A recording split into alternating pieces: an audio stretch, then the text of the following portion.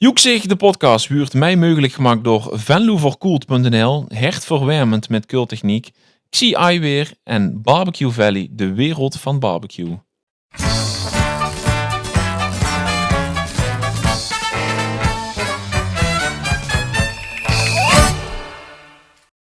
Het is 11:11. Een Joeksken tijd voor Joeksig de podcast. En dat doen we met twee wichtige, maar ook Joeksige mensen die binnen Jokers het een en ander al hebben meegemaakt. Hier zit namelijk beide lid van de Prinsengarde, Philippe Winters en Herman de Kluus. Hoe lang eigenlijk al? Ik ben lid sinds 2017, 11/11. Toen prins, hoe heet, Lex Uiting zien 11/11 dienst rijden samen met adjudanten Dick en Martijn. Dat was toen de allereerste Dat keer. was mijn allereerste keer in garde uniform, ja. En wat was toen een allereerste keer? Mijn allereerste keer was 11/11/2022. En mijn eerste prins was door ook dus Gijs Hendricks. En komend seizoen weer dus mijn vierde prins. Ondertussen al de tijd. Dat schuurt op, hè? Ja, dat schiet aardig op, ja. Is dat een dingetje, beetje? Was binnen de garde, wat is de prins voor meisje bis begos? Of maakt dat eigenlijk niet zoveel uit? Ja, het geeft toch ook wel een beetje een beeld in de eerste prins. Tweede jaar eens kijken, wie waren de eerste keer? Wie wordt de tweede keer net zo leuk of nog leuker? En toch ook, inderdaad. Met weg is zich dan die 17 dagen samen door. Ook inclusief adjudanten natuurlijk. Dus is altijd wel ook voor de garde leuk. Wat voor jongens, gewoon wie mij. Ja. En uiteindelijk tot nu toe, die 3 prinsen die ik heb gehad, waren allemaal, moet ik zeggen, even leuk. Anders ga ik misschien iemand tekort doen. Dus Dat heb ik eigenlijk niet zo gerealiseerd. Dus als eigenlijk heel Venlo zit te poelen en te denken, weer zal het zien. Dan is dat voor ochtend natuurlijk nog dubbel van belang. Want jij hebt toch gewoon echt volle poelen. Want het zijn het 18, 19 dagen. 17 dagen. 17 dagen al zei. Mee te maken. Ja, dan moest het wel zo zijn dat we niet 17 dagen met het racepaar meelopen. Hè. We zien een garde, dat bestaat uit 15 jongens. 15 mannen moet ik wel stellen. En we roleren eigenlijk die diensten met elkaar af. Dus gemiddeld genomen het iedere gardist 5 diensten in een seizoen. Maar inderdaad, het is niet alleen wees dadelijk met vasten of een prins. Wees er op de wagen, wees er op dat bordes. Maar wij mogen het samen doen. Met wij gewoon weer samen deze dolle tijd in. En wie gewoon weer dat tot een goed succes brengen samen met het racepan. Want het is het Deens. Schets dus, wat is een Deens, een gemiddelde Deens van een gardist? Wie ziet dat eruit?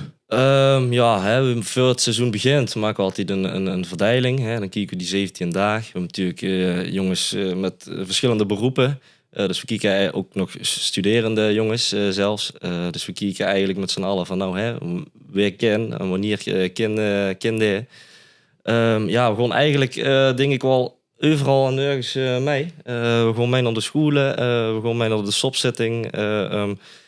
Nu maar op. Eigenlijk het racepan die 17 dagen voornamelijk in de oren naartoe gaat. En de weekenden dan. En in de weekenden eigenlijk de ganse dag. Gewoon weer eigenlijk overal mee. Ja. Wat te doen? Ja, Bisteghoed is lange zaterdag. De zaterdag voor vastenlof het eigenlijk. Hè. De Joets en de pronken. Sorry, niet de pronkzetting natuurlijk. Maar die dag, die bestaat eigenlijk uit alle facetten wat vastenlof Riek is. En we afgelopen jaren, dit jaar moet er nog een andere invulling voor komen volgens mij. In ieder geval in de ochtend gingen we bij Benders. Naar de eerste zitting liepen we met het racepan door de bühne op. En vervolgens komen we naar een Martinestoren om door de vlaggen uit te hangen. We gaan bij de hershanen langs. We gaan op de foto met alle... de prins gaat op de foto met alle prinsen. Vervolgens gaan we bij de zwamdragers brengen we een bezoek.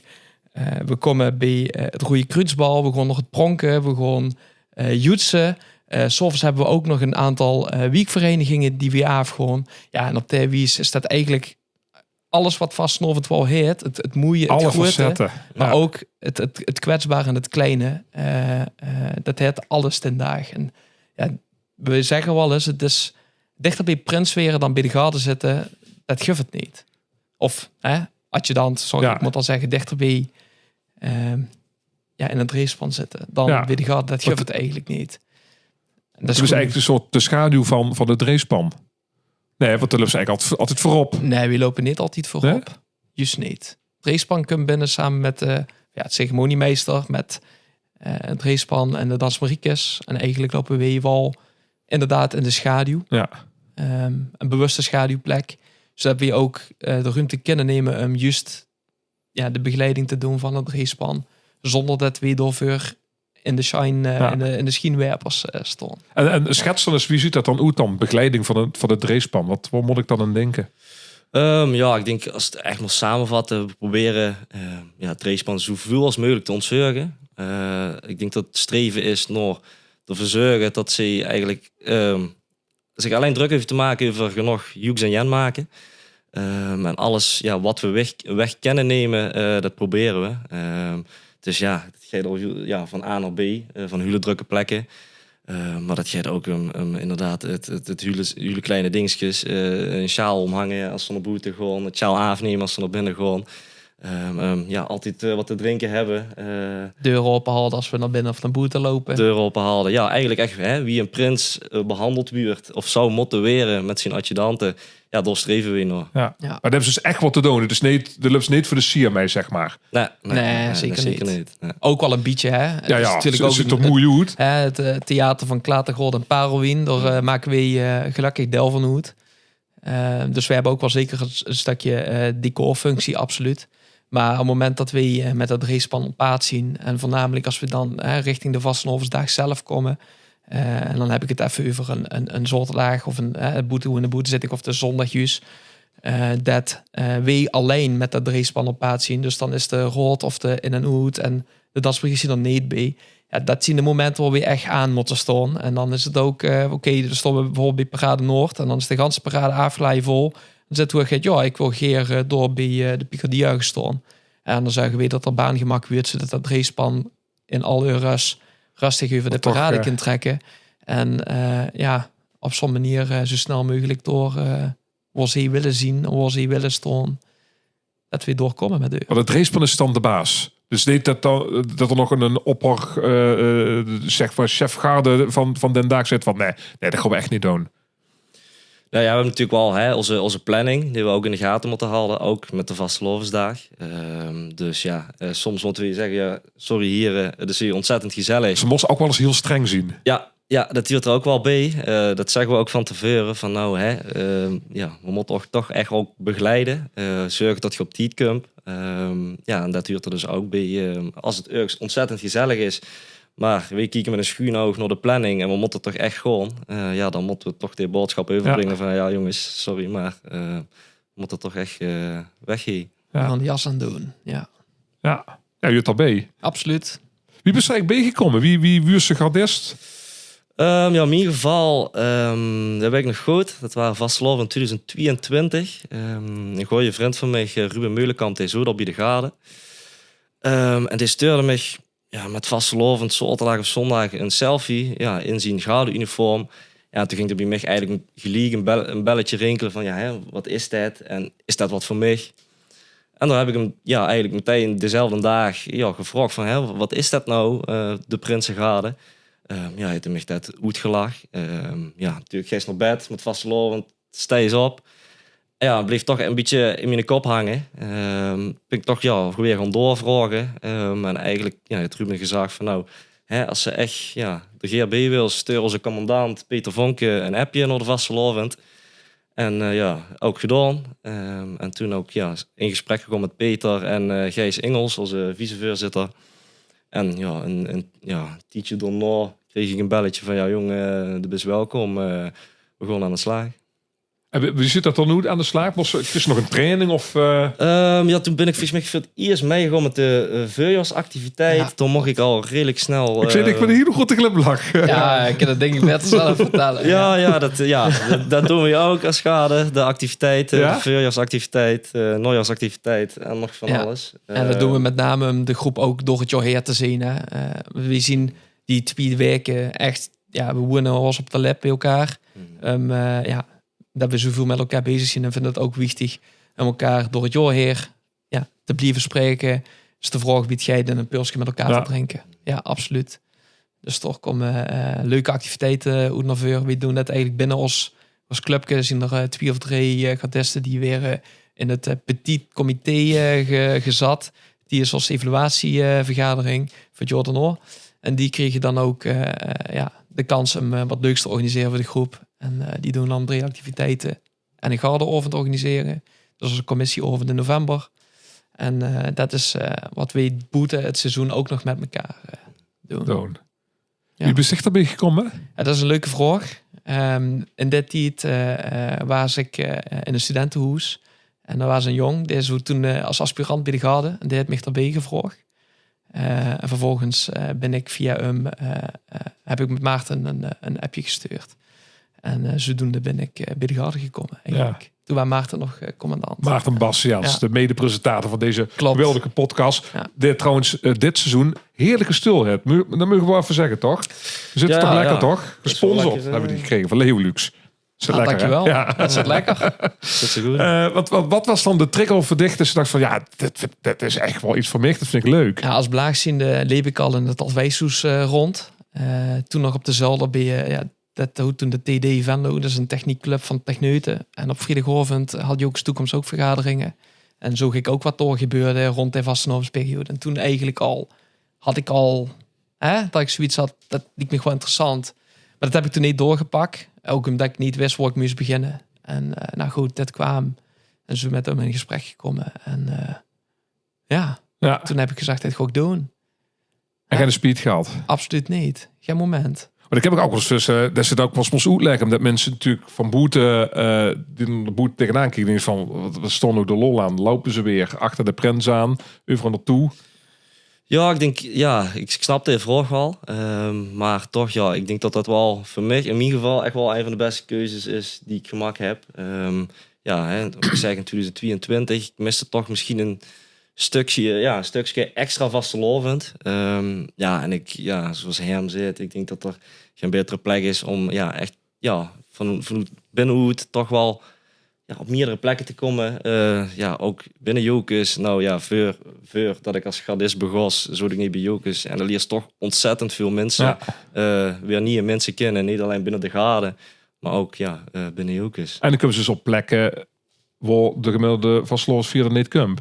Ja, exact. Ja, dan komen ze eigenlijk, wat we zeggen, overal nergens. Echt van auxiliatrix naar SOP, naar het pronk. Wat is nou iets heel bijzonders als je denkt van, wow, dat we door bij je waren? Ze zo afgelopen jaren een activiteit? Of... Ja, als ik dan toch nog even op de lange zaterdag terug moet komen. Daar hebben ze een bomvolle dag. En op het moment dat we dan bij het Rode Kruisbouw uitkomen, waar mensen met een verstandelijke beperking de vastelovend vieren, die ze kunnen vieren op de wies. En die komt er binnen en de verandert gewoon van alle drukte en massa naar even iets heel moois, iets unieks.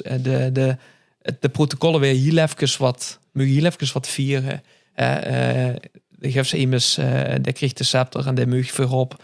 Of de Bram van Bel, de bel van Bram. Dat is wat andersom. Maar al die jaren is het eenheid geworden. Dus. En de bel, de Bram, dit jaar het laatste meeneemt. Die wordt aan een van die kinderen. En die mag er dan mee houden. Ja, en dat is gewoon prachtig. Het is even een oase van plezier, van vastelovend. Ja, op het dus heel even dat hele protocol natuurlijk ontiegelijk belangrijk is. En was zo dat ze ook af en toe kan zeggen van, hey, geldt het even wat minder. Wat minder. Ik wil niet zeggen nee, want dat geldt helaas niet. Maar helaas. Maar goed ook. Of we zien we Jokers. Ja. Maar Wat is bijvoorbeeld iets wat absoluut nooit zou mogen? Heb je een handboek met regels of instructies dat ze zeggen van, nou wat er gebeurt, dit mag niet? Ja, we hebben zeker een aantal dingen die niet mogen. Een goed voorbeeld ervan is als we groeten op de bel. Omdat iemand opgenomen wordt in de hoesorde. Dan dienen we de haas aan te hebben als we een groet uitbrengen. En dus dat niet, dan staat er ook wat een consequentie tegenover. We zetten door om elkaar scherp te houden. Dus niet om elkaar te jennen en aan te nemen. Maar echt om elkaar scherp te houden. Zetten we er een boete op.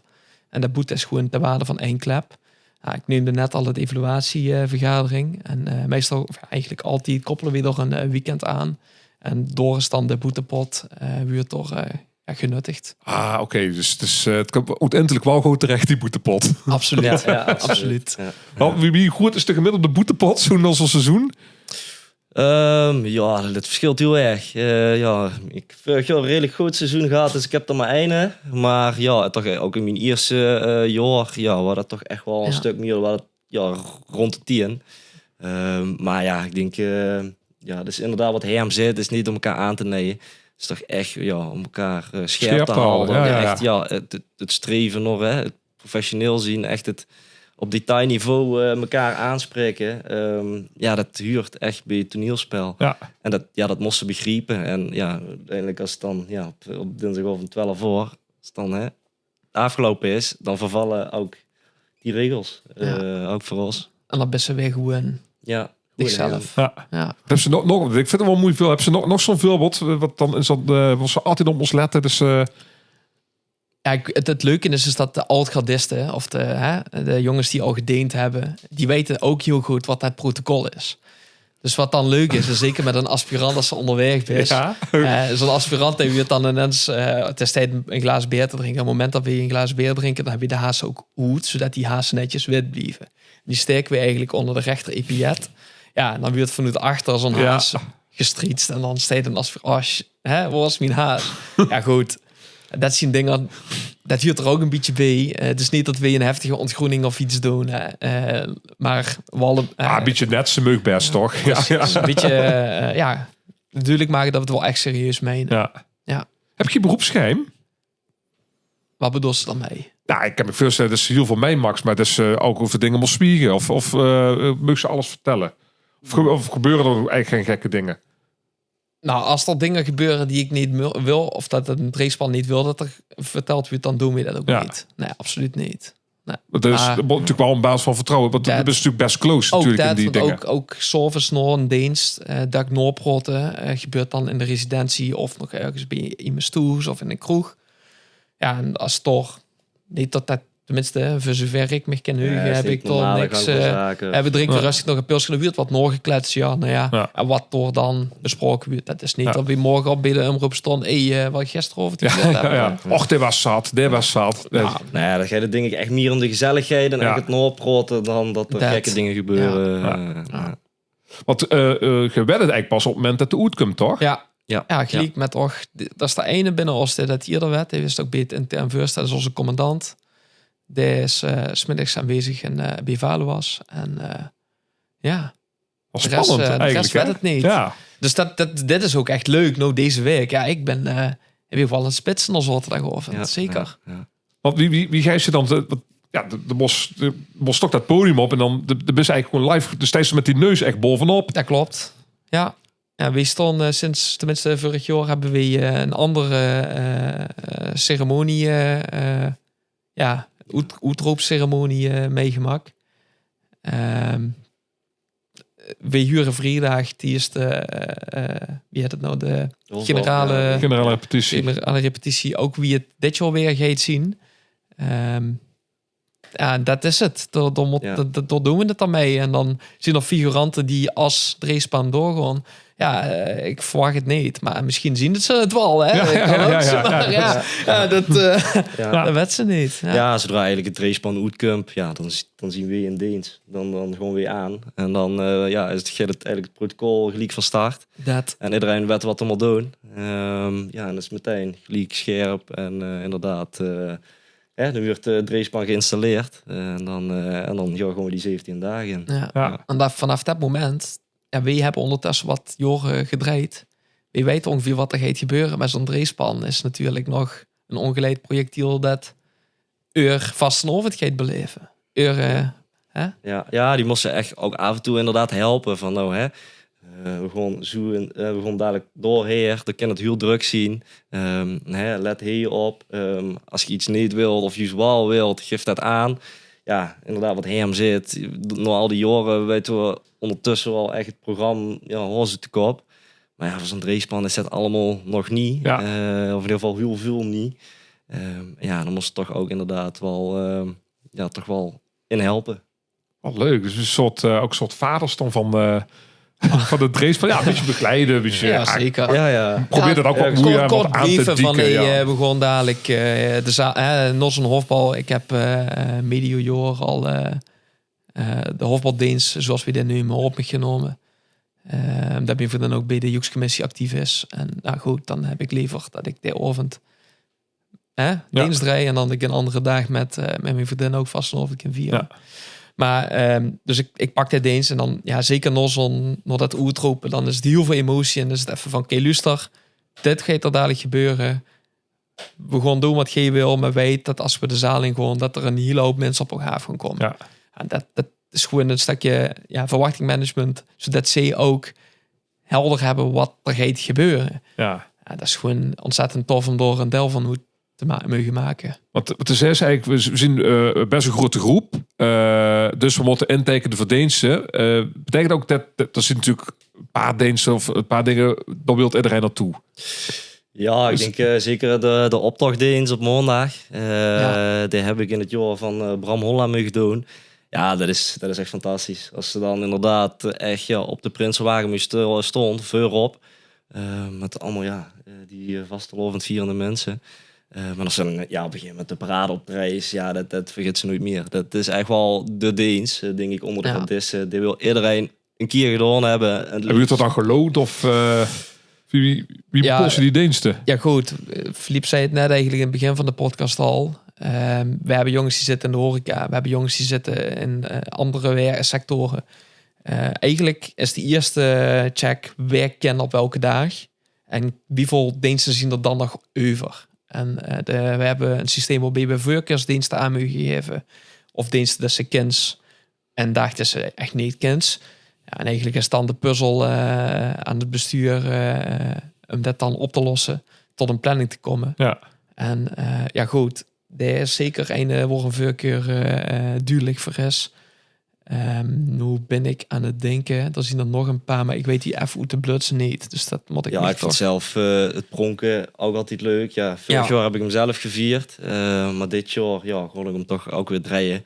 Ja, het is ook fantastisch. Gewoon pronken op de Kloosterstraat. Dat is echt, dat is eigenlijk toch voor mij ook al een kleine dag vastelovend. En ja, dat is ook echt leuk om mee te maken. Om dan ook echt weer mee te gaan, inderdaad, in de Joeks en de Jen. Ja, dat is echt voor mij ook echt wel een leuke dienst. Geldt het omgekeerde ook? Dat blijft altijd einddienst over. Dat is ook echt weer per jaar verschillend. Oké, maar dat heeft dan niks te maken met eigenlijk... dan willen we eigenlijk niet. Dat bestaat eigenlijk niet. Nee. Het is niet van we willen er niet heer. Het is meer andere agenda's. Mensen die dan neer de garde ook nog in andere verenigingen of andere zaken zitten. Ja, dan is er een puzzel. En dan is er een middel wat heel goed helpt. En dat zien toch kratten beerder tegenaan zetten. En, en dat, soms krijgt de dienst wel gesloten. Ja. En dan lossen we dat op wijze op. En dat betekent niet dat degene er niet wil zien. Maar dan andere dingen moet loten. Ja. En dat hebben we over voor het racepan. Ja. Dus dat doen we dan. Maar dat is wel een leuke, jonge, hechte groep. Als ik het zo... Ja, ik moet echt zeggen, een hele diverse groep. Wat Ja. ik zeg, echt ook studerende jongens. Ook al lang werkende jongens. Jongens die ook aan kinderen beginnen. Dus ik kwam er ook bij als 22-jarige. Maar er zitten ook jongens bij die al 30 gepasseerd waren. Zo! Maar Dus net als op 30 hou je niet zo verdreven. nee, maar echt heel divers. Maar dat maakt het ook echt wel leuk. Een paar jonge enthousiaste, frisse jongens. Is toch leuk? En de wat oudere graden. Ik ken ze ook goed veel van leren. Als het gaat om graden en vastelovend. Maar ook, ik denk in het leven, waar ze staan. Ik ken ze echt veel van leren. En ik vind het echt... toen ik begon, kost ik een aantal jongens. Een paar vrienden die erbij zaten. Maar er zitten er ook genoeg die ik niet kost. Ja, maar wie kost elkaar niet? Nee, maar nou in de tussentijd, ik ken hem gewoon makkelijk een goede vriend nemen nou. Dat is echt, dat gaat echt heel rap. Ja. En dat wordt ook heel hecht. Ja. Ja, maar dat is natuurlijk in de korte tijd zo intensief. Dat het zes, dus is elkaar meer dan zeg maar de eigen vriendin. Ja. Ah, Ja. Hos. In die weken kent ze dat wel. stellen. Ja. Ja. Maar dat is nou een mooi verhaal. Dus van, dat vertel ik altijd. Wat hebben ze een keer meegemaakt bij de garde? Er zien zoveel mooie verhalen. Ja, maar dat is echt... hoeft er maar één te vertellen. Ja, dat dacht ik. Ja, ik denk ook echt wel het auxiliatrix heb ik vorig jaar mogen doen. Ja, is ook echt bijzonder bij die oude mensen. Toch een bezoek, inderdaad, hè, laatste levensfase. Maar ja, dus juist de kieks, hè, de steeds op de bühne, de kieks de zaal in. Ja, dus juist gewoon echt, die mensen hebben het ja, echt naar de zin. En ook, ja, ja, wat ik net al noemde, de maandag, de optocht. Maar ook de boerendinsdag. Ik vind toch altijd, ja... Hè, maar iets met de prins meegemaakt. Dus van, dat zou ik nooit vergeten. Dat we toen met Thea doorstond. Of... Ja, weet je, en dat is een verdiende tijd geweest. In het jaar dat Herman Pollux prins was. Toen hebben we natuurlijk onze diensten gedraaid. Toen ook echt goed gesproken dat het echt heel erg tof was. En nu wil ik niet per se inzoomen op dit. Maar dat doen de meeste driespannen eigenlijk allemaal tot nu toe. Die ik heb mogen delen. En we zien ook bij hem nog toes uitgenodigd om een keer te komen dineren. Ja, en daar hebben we echt, met de toen zittende garde, hebben we echt wel een hele leuke avond gehad. Het is echt wel vooral wat mee bijbleef aan bij de garde zitten. Ja, dat is mooi. Want, het is vooral mooi omdat het zo dankbaar werk is wat we daarbij doen. Ja. We stellen uur voor op en zorgen dat ze uur vastenavond kunnen vieren. Want wie dakhuren is van een prins. Van in het begin dacht ik, wat moeten we met de prinsengarde? En dan is het als woensdag en dan bellen ze ons op liefje. Kun je de deur van de auto nog even openmaken? Ja. Of dat soort anekdotes, die kregen we wel terug. Ja. Heel dankbaar werk.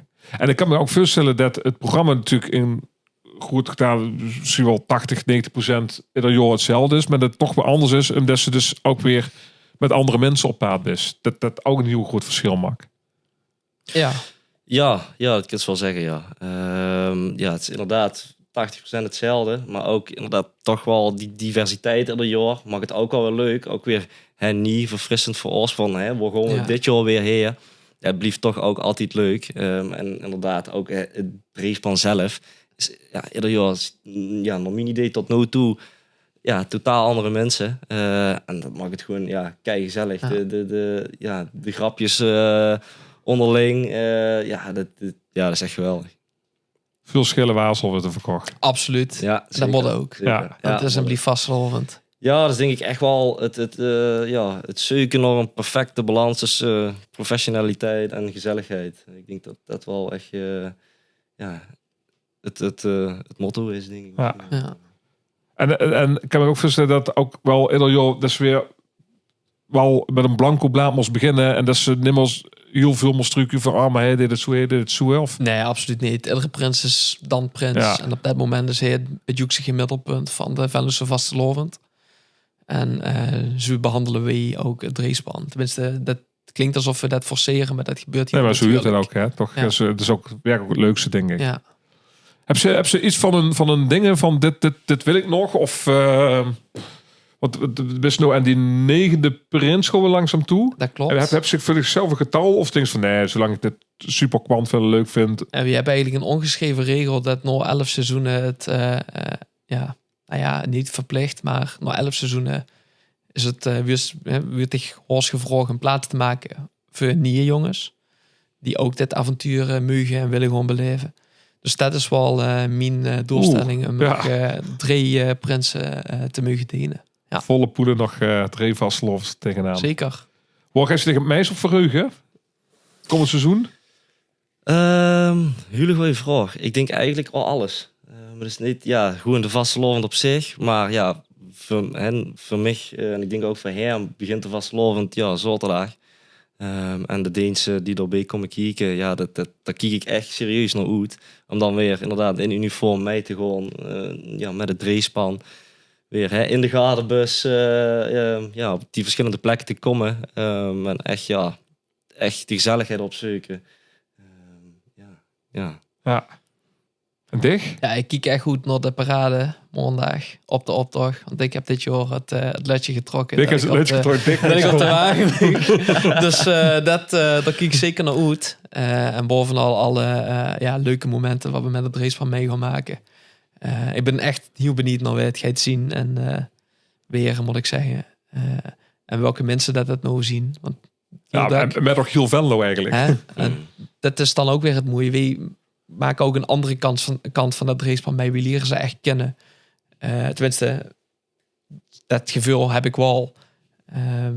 Ook Noordervast komen ze nog tegen. Hebben we nog een preutje met elkaar. En ook nog 10 jaar later. Ja. Ja. Ja, dat is gewoon Ja. super leuk. Dat is ook niet alleen het racepan, dat is ook vrienden en familie eromheen. Zoons, dochters, neven, nichten. Ja, inderdaad. Als ik nu in een weekend door de stad loop, ja, dan komt ze altijd wel iemand tegen. Of het aan het racepan gerelateerd is, of aan Jokers in het algemeen.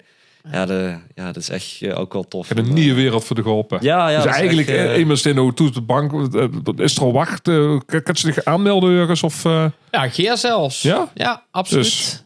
We hebben een Instagram pagina. Jokers Prinsengarde. Mocht ze zoiets hebben van dit is echt wat voor mij. Meld Of ik gewoon aan. ik wil hier eens een keer een tas koffie over drinken. Of ik wil meer informatie dan heel Geersteurs of een DM zoals dat modern het. Maar als dat niet in die rieke pas of heb ze geen Instagram en ik heb ze dus in de stad tegen, dan trek ons vooral in de jas. Stel de vraag. Maar niet als ze een databus toch? Want dan hebben ze de komende week hebben ze wat anders te doen. Nou, waarom? Als we op de parade lopen en ik heb zo'n vraag, burgerpers. dan we zien goede mensen, we bieden niet. We hebben dan wel een sabel bij ons, maar dat is voor de sier. Oké, heel goed om te weten. Dicht hebben ze dus Hofbalddienst, dus ik kom sowieso dan zijn. Wat wordt in eerste optreden? Eigenlijk ook het hofbal. Oh, de hofbal, nou. Het begin. En dan zondag, de ganse dag, gewoon ik mee. Dus, Heerlijk. Gaan we extra goed opletten en dan zwaaien we. En we komen elkaar nog wel tegen met de vaste lof. Want de prins is de Prinsengarde. Heel veel plezier komend seizoen. Ja, dank je. Dankjewel. Joekzig, de podcast, wordt mij mogelijk gemaakt door venloverkoeld.nl, hertverwarmend met keultechniek, Xi Eyewear en Barbecue Valley, de wereld van barbecue.